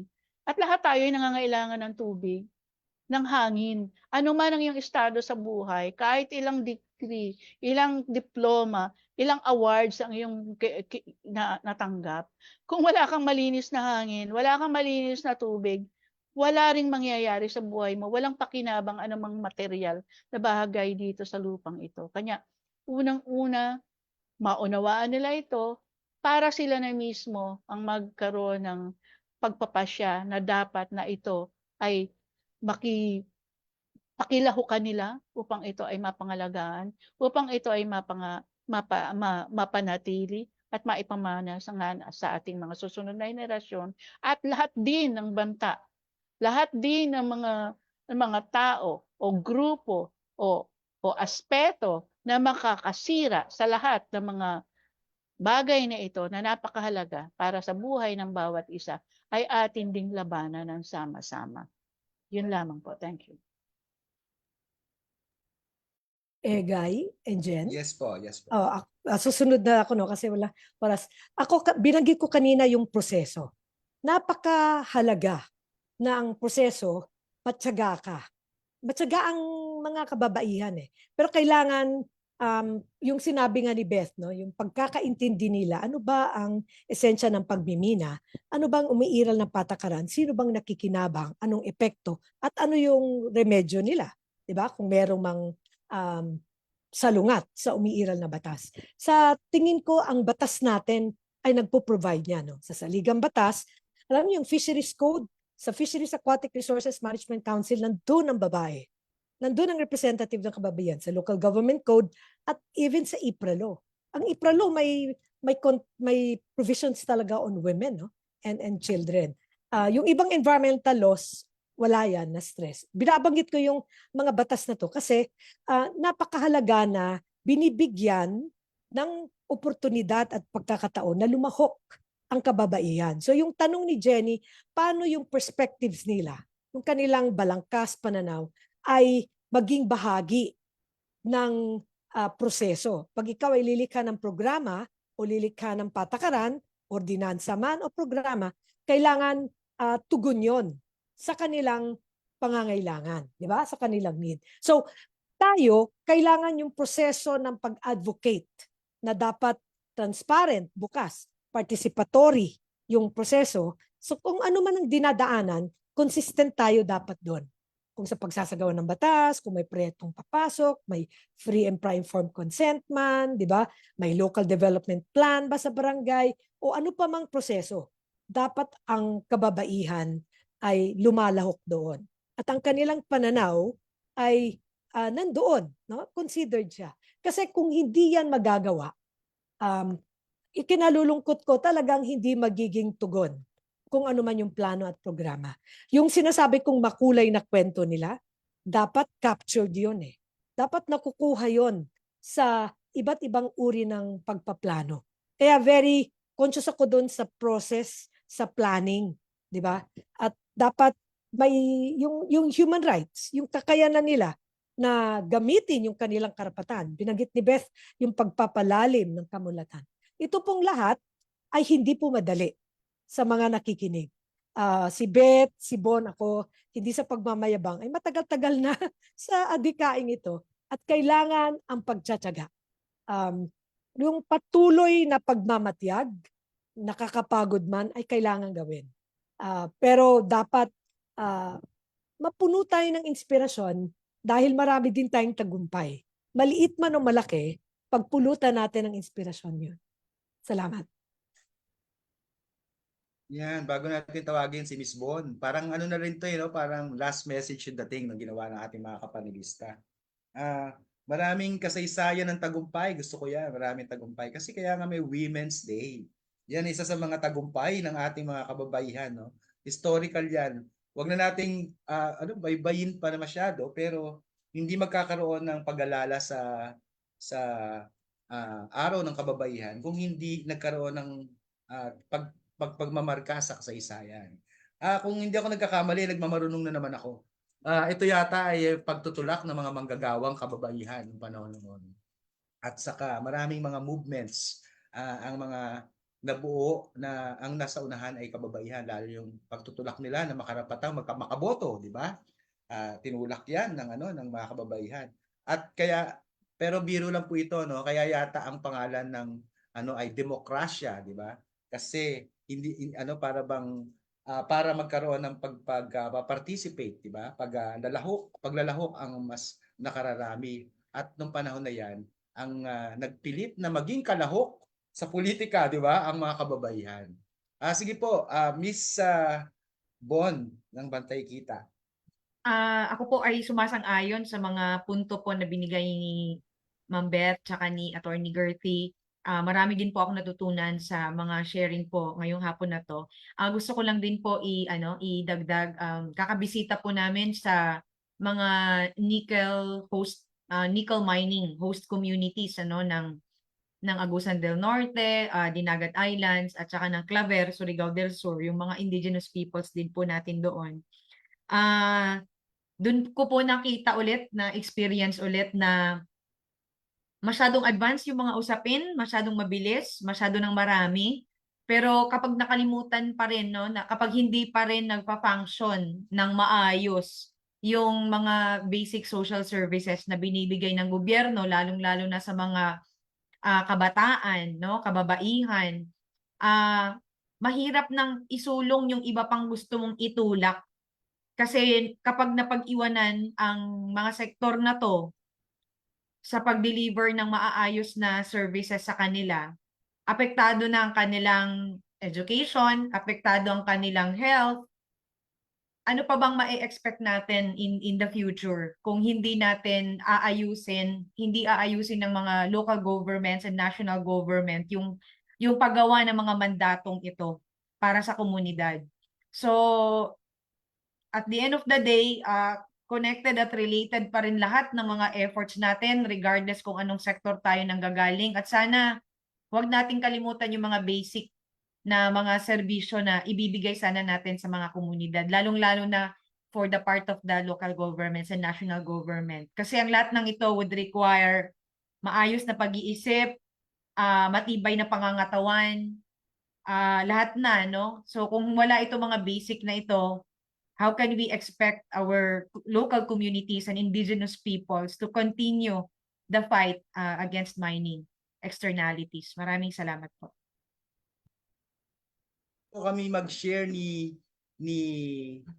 Jenny ng aming takeaway sa discussion natin. Magsimula na tayo ng ating photo ops. Ayan, gusto nating i-inspire yung ating mga manonood at gagamitin po natin ang ating recorded live o produkto nitong ating discussion para malawagan po doon sa isang nilulunsad natin na kanina pa excited si si Miss Beth. Ito po ay para bang malabo. Yan, lumalabo. Hindi kita? Kailangan Ayan, niyo po yatang tanggalin yung blurred na yung blur ko. Ito po ay inaanyayahan ng lahat. Pwedeng gawin ng kahit na sino. Sana madali lang. Ayan, tanggalin natin yung blur. Ayan. Yan po ay ang para bang tatapatan natin yung pirma. Simboliko na ipapakita natin na tayo po ay pumipirma upang tutulan yung Chacha. Kung meron po silang kampanya ngayon na pirma para daw suportahan yung People's Initiative at maitulak, no, yung pagpapalit ng konstitusyon. Tayo naman po ay pipirma din pero hindi upang sumuporta doon kundi upang tumutol. Kasi ang panawagan po natin ay karapatan at kalikasan muna, hindi Chacha at Mina, di ba? At katulad ng ating discussion kanina pa, wag unahin yung pagiging gahaman, di ba? Yan, wag yung tiyatya ng mga gahaman. Yan ang ayaw natin. At pinapangunahan po ng ating mga kababaihan ang ating panawagang ito. Ayan. So, ito po ay pamamahagi po natin. Ito pong napakasimple lang naman na sign or parang placard, no? Pwede pong isulat kamay at ang magiging simboliko lang po ay yung lagda sa ilalim. Ibig sabihin nga ay parang counter sign. Inaano natin, kina-counter natin yung pirmahan para itulak yung tiyatya. Tayo naman po ay kumukontra. Yan. Maraming salamat po kay Miss Beth. Ayan, siya po ay kanina pa nga nauuna na. Tapos kay Miss Bon, ayan. At saka si Attorney Gertie. Ayan. Maraming salamat din kay Jenny. Ayan, nakailang beses na. Ayan, abangan po ninyo at ipapamahagi ng PARA o ng Philippine Alliance of Human Rights Advocates sa mga kapatid nating nasa network at member o SOS, no? Ang SOS po ay Sites of Struggles sa ilalim po naman ng Alyansa Tigil Mina at ng ating mga kapatid sa iba't iba pang mga advokasya na kapatid natin or kasama natin sa pagtutol dito sa tinutulak na pagpapalit ng konstitusyon o charter change. Ayan. Maraming salamat po. Bigyan natin ng virtual clap. Ang saya ng usapan. Parang mabigat ang usapin. Pero ang pamamaraan ng pagpapaliwanag, maraming salamat at napasimple natin. Simulan natin syempre kay Miss Beth. Yan. Iulit po natin. Maraming salamat Miss Beth ng Sibuyanon Against Mining. Virtual clap po para sa kanila. Yan. Sa Sibuyan. Napunta na po ako diyan at sana makabalik po tayo uli sa Sibuyan. Ayan, si Miss Bon, siyempre, ng Bantay Kita, Philippines. Yan, maraming salamat po Miss Bon doon sa inyo pong pagpapaliwanag doon sa mga bagay na minsan mahirap maunawaan sa unang pagtingin. Pero pagka pinakinggan nating maigi, pwede pala ipaliwanag ng ganito lang. Maraming salamat at virtual clap sa ating mga kapatid sa Bantay Kita. Ganon din po kay Attorney Gertie.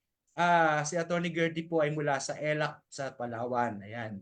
Balakpakan po natin sa Attorney Gertie. Balanse po yung ating mga panelista, no? Bagamat lahat ay kababaihan, may nagre-represent mula sa ating sa usaping legal, ayan, si Attorney Gertie. Sa usaping ekonomiya, bagamat kaya nilang pag-usapan pare-parehas at lahat.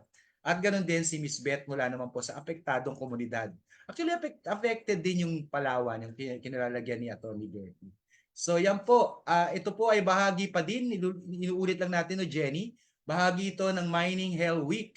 Ang Mining Hell Week po ay taunang kampanya ng Alyansa Tigil Mina at ng network nito, kasama po ang PARA bilang bahagi ng human rights community, dahil naniniwala po ang PARA na ang kalikasan ay isa ring karapatan. So may karapatan po tayong lahat para sa isang ligtas, sa isang sustainable, malusog, di ba, na kalikasan, right to environment po.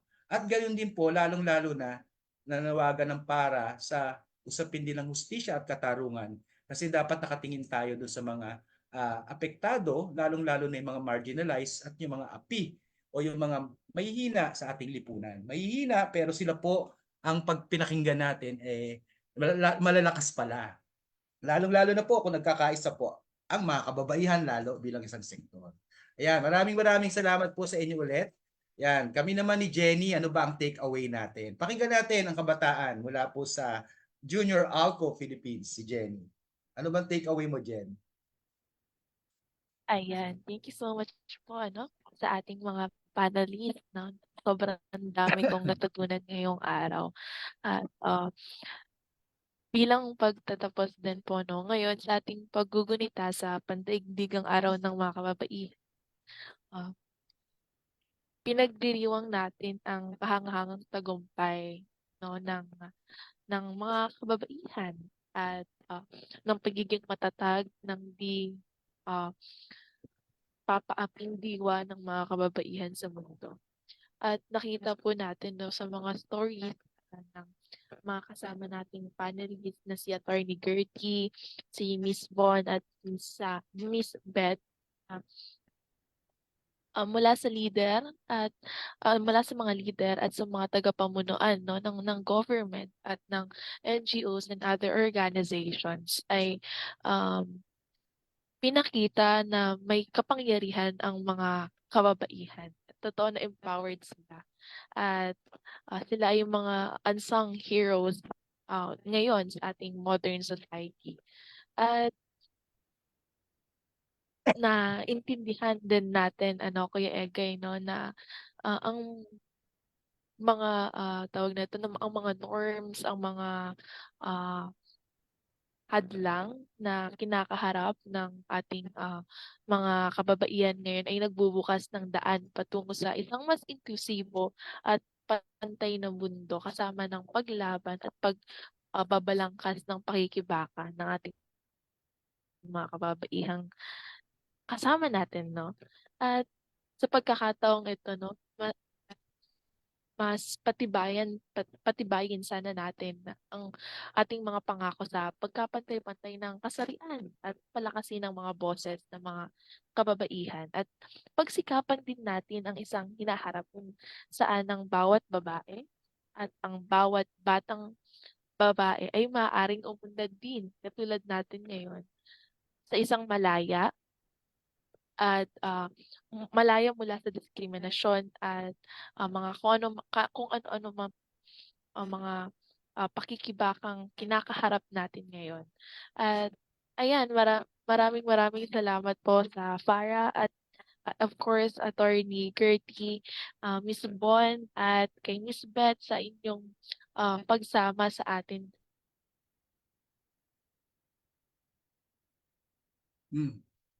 Naghang ba si Jenny? Jen?